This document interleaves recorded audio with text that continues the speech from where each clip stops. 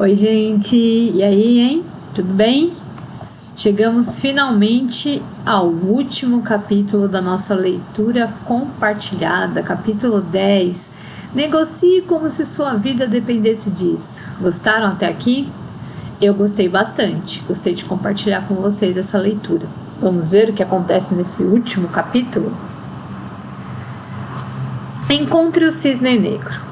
Nunca na história um sequestrador matara um refém no prazo final. Mas essa verdade perene e inalterável estava prestes a mudar. O que aconteceu em seguida mostrou o poder dos cisnes negros.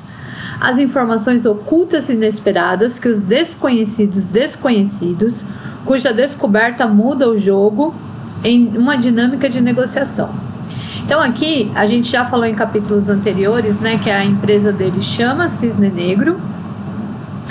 E o cisne negro é uma vantagem, é uma coisa que você não percebe, mas no momento que você percebe, ela te dá uma vantagem. E por que chama cisne negro? Até o ano de 1697, nunca tinha sido registrado um cisne negro na história.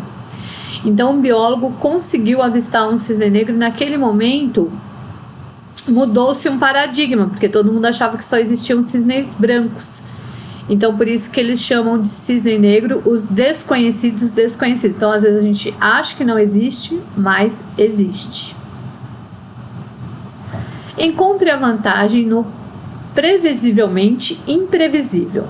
A teoria do cisne negro nos diz que coisas que achamos impossíveis ou que nunca pensamos acontecem. É possível de afirmar que se trata daquela chance em 1 milhão que se concretizou.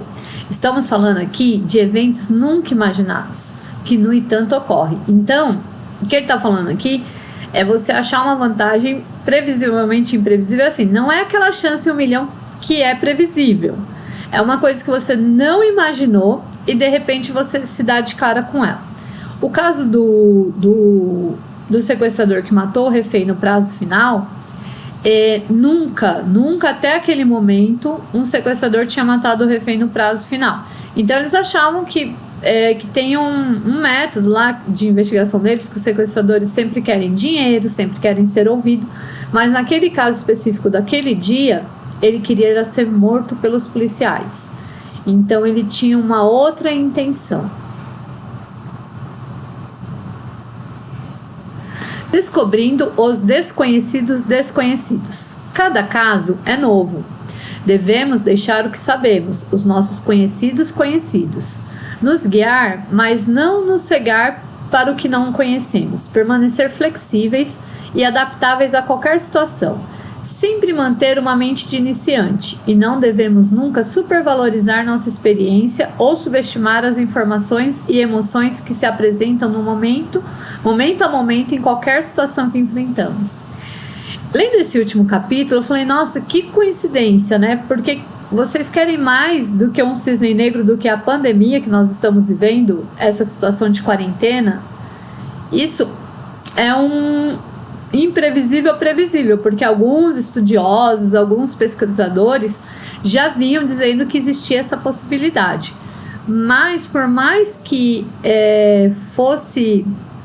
houvesse uma mínima chance disso acontecer, ninguém no mundo inteiro imaginou que essa pandemia teria a proporção que ela está tendo, a forma que ela está acontecendo.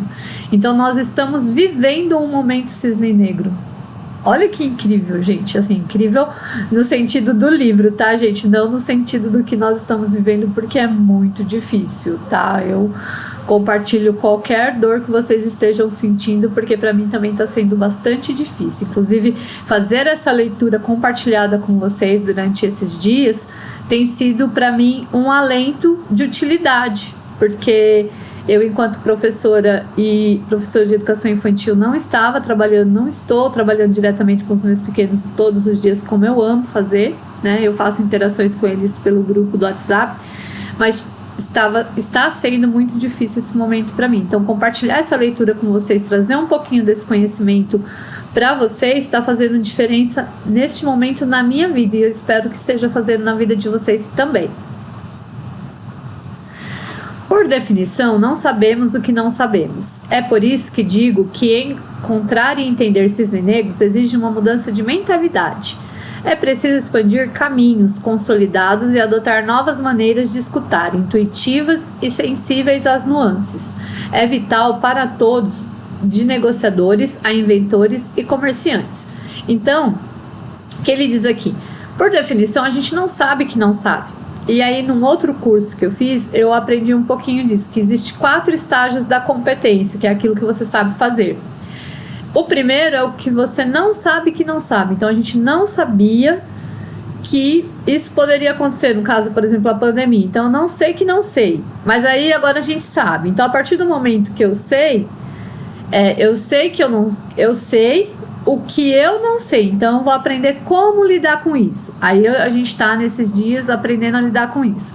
Então, a gente passa a saber, mas a gente tem que praticar o quê? Todo dia, ser mais calmo, ser mais tranquilo.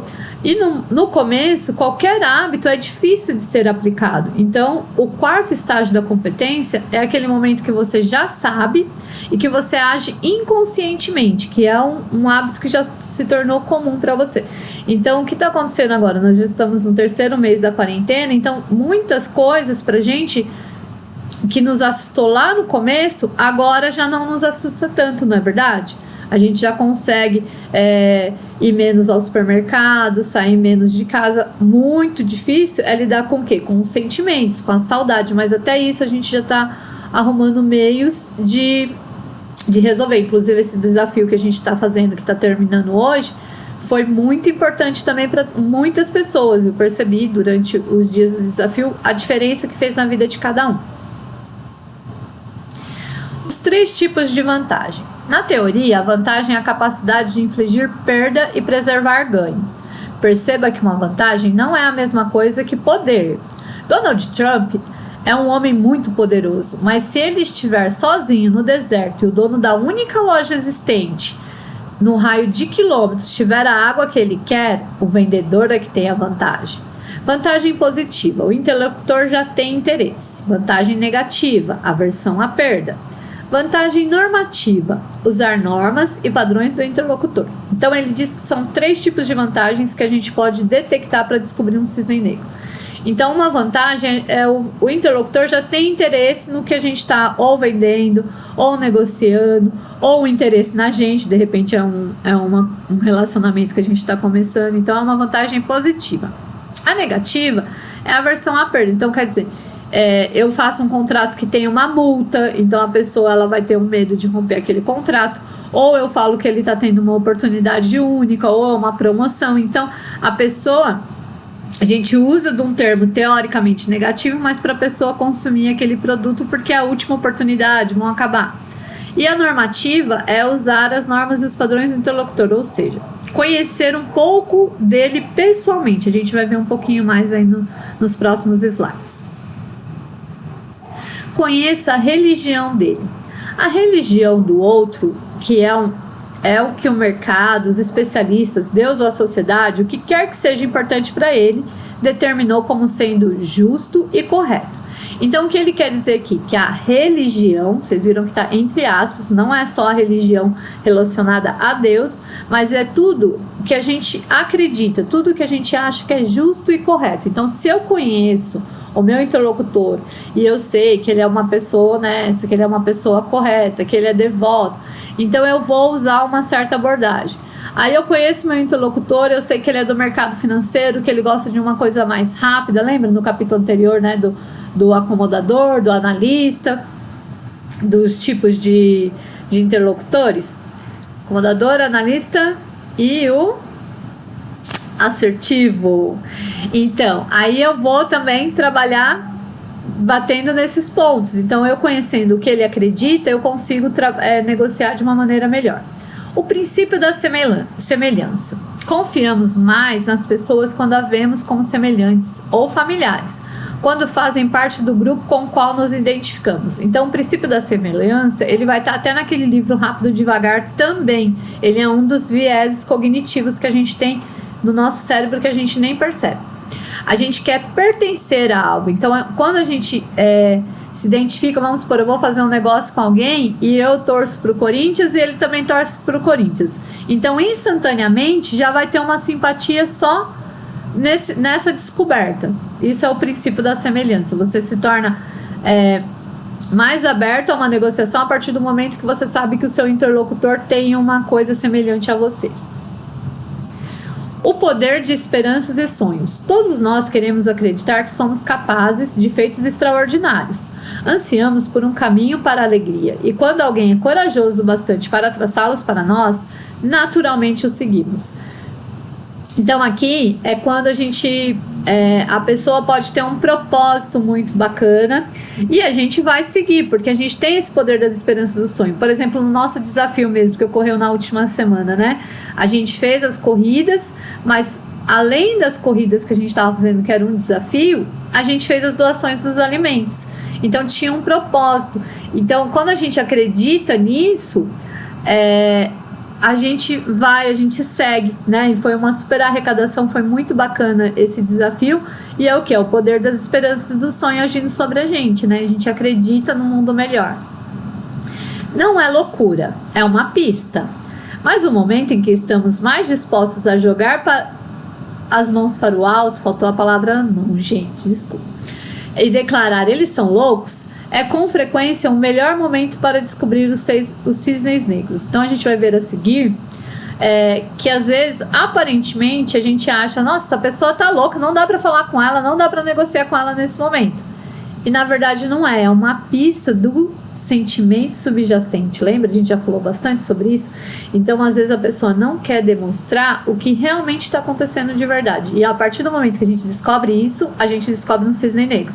Lembra foi no capítulo 4 ou 5, eu não lembro exatamente, que o rapaz estava negociando com o chefe dele de mudar de setor, e aí ele acabou descobrindo que o chefe queria subir no cargo, ter uma promoção e precisava dele para defender ele na empresa. Aquilo foi um cisne negro, né? Ele, numa conversa, ele conseguiu descobrir o desejo subjacente do chefe dele. Então isso é um cisne negro. Você não sabe ainda o que você não sabe, mas naquela conversa você descobre. Erro 1. Eles estão mal informados. Pessoas que operam com informações incompletas parecem loucas aos olhos daqueles que têm dados diferentes. Erro número 2. Eles estão de mãos atadas. Talvez não tenham autoridade para fechar um acordo. Erro 3. Eles têm outros interesses. Seu interlocutor muitas vezes rejeitará ofertas mesmo que elas sejam boas. Faça contato pessoal e fique atento a pequenos descuidos. Então aqui ele vai falar as 3 coisas que aparentemente a gente, olhando de fora, acha que a pessoa tá louca, mas às vezes a pessoa não tem todas as informações, ou não é ela que resolve o que a gente está querendo, o acordo que a gente está querendo fazer, então ela tá de mãos atadas, então, e às vezes ela não quer dizer que não é ela que resolve, que é ela que tem o poder de decisão, então ela fica fazendo joguinhos, né? Durante o decorrer do capítulo ele explica isso com casos. E eles têm outros interesses. Então, o que ele fala, que é muito importante, faz o contato pessoal. Às vezes a pessoa está tentando...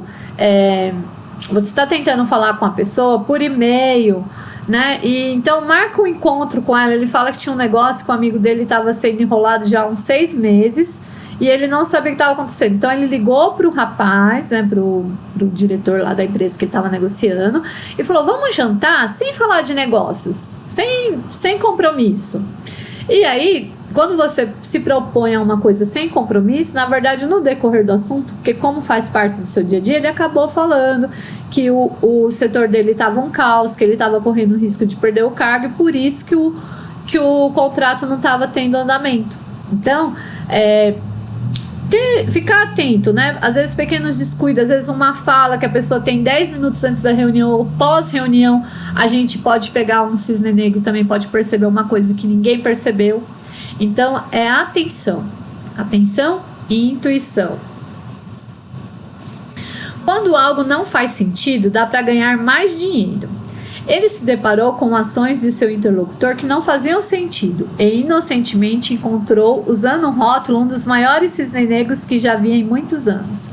Então, nesse trecho, ele conta o caso de um aluno dele que estava trabalhando para uma imobiliária. E aí ele eles estavam procurando uma área para comprar, tal. E ele começou a conversar com o corretor que estava vendendo essa área que eles tinham interesse. O valor inicial dessa área, gente, era 4 milhões e 500 mil dólares. E ele foi conversando, pediu autorização para o chefe dele para ir conversando. E ele percebeu que o corretor tinha bastante informações, tal, e o corretor foi falando. E aí não fazia sentido. Por que o corretor queria vender aquela área? Porque era uma área lucrativa, ela estava totalmente alugada, ela rendia um valor mensal para eles e eles estavam vendendo. Só que no decorrer da conversa, conforme ele foi dando corda para o corretor, ele deixou escapar que o dono da propriedade tinha outras propriedades que estavam hipotecadas. Então ele estava querendo se desfazer daquela propriedade para pagar dívidas de outras. Então o que não fazia sentido, que era ele vender uma propriedade boa, mas o desejo subjacente dele era o quê? Quitar outras dívidas. E aí ele descobriu. Como ele descobriu isso, ele viu que ele podia jogar um preço menor, porque existia uma urgência na venda. Então ele fez a primeira proposta, jogou 3 milhões e 400 mil. E aí vocês lembram do capítulo anterior lá do método Arkman, né? Faz uma oferta baixa, uma âncora extrema, e depois pode ir aumentando. E aí ele foi fazendo isso e conseguiu comprar a propriedade por 3 milhões 550 mil. Gente, quase 1 milhão de dólares a menos na negociação. Então, por isso que ele diz aqui no início desse trecho, né? Quando algo não faz sentido, dá para ganhar mais dinheiro. Ele conseguiu um cisne negro porque ele estava atento, porque ele dialogou bastante com o corretor e percebeu o que não estava percebido. Superando o medo e aprendendo a extrair o melhor da vida. Exceto por alguns que têm um talento natural, em princípio, todo mundo odeia negociar. O suor na palma das mãos é uma expressão de medo fisiológico, neurônios impulsivos disparando por algo mais básico, o nosso desejo humano inato de conviver bem. Não é a pessoa do outro lado da mesa que nos assusta, é o conflito em si. Se este livro puder contribuir apenas com uma coisa, espero que seja levar a você a superar esse medo do conflito e conduzir uma negociação com empatia. Então aqui a gente já está caminhando para o final do livro, né? E ele fala, e eu confesso para vocês, eu não digo que eu odeio negociar, mas como eu já disse em outros capítulos e já comentei com vocês, eu não sei negociar e eu também não gosto de entrar em conflito. E aí ele fala que é um desejo inato humano, então a gente quer conviver bem, então a gente evita o conflito. Só que quando a gente evita o conflito, às vezes a gente deixa de falar sentimentos que mais tarde pode causar danos muito maiores. Então, que a gente possa negociar isso na nossa vida, não só nas compras e vendas, mas nos relacionamentos, nas relações de pai e filho, de marido e mulher, que a gente possa ter empatia, que a gente sente com a pessoa e fala, olha, isso que você está fazendo não está sendo legal, como que a gente pode melhorar isso, né? Porque a gente vem alimentando muitos sentimentos ruins e o nosso dia a dia está muito corrido e isso faz mal dentro da gente. E a gente só vai perceber isso muito tempo depois. Lições-chave.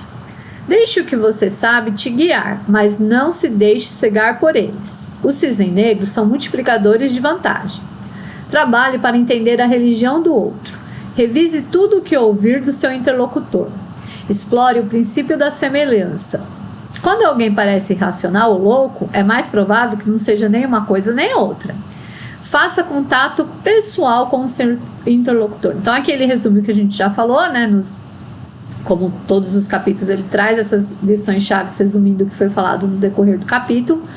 Então, assim, sempre a nossa experiência ela é boa, mas a gente não pode deixar cegar por elas. Então a gente tem que estar pronto, com olhar de iniciante para aprender coisas novas, né? Mais do que a gente está aprendendo aí nessa questão de quarentena, eu pelo menos não sabia nem gravar um vídeo.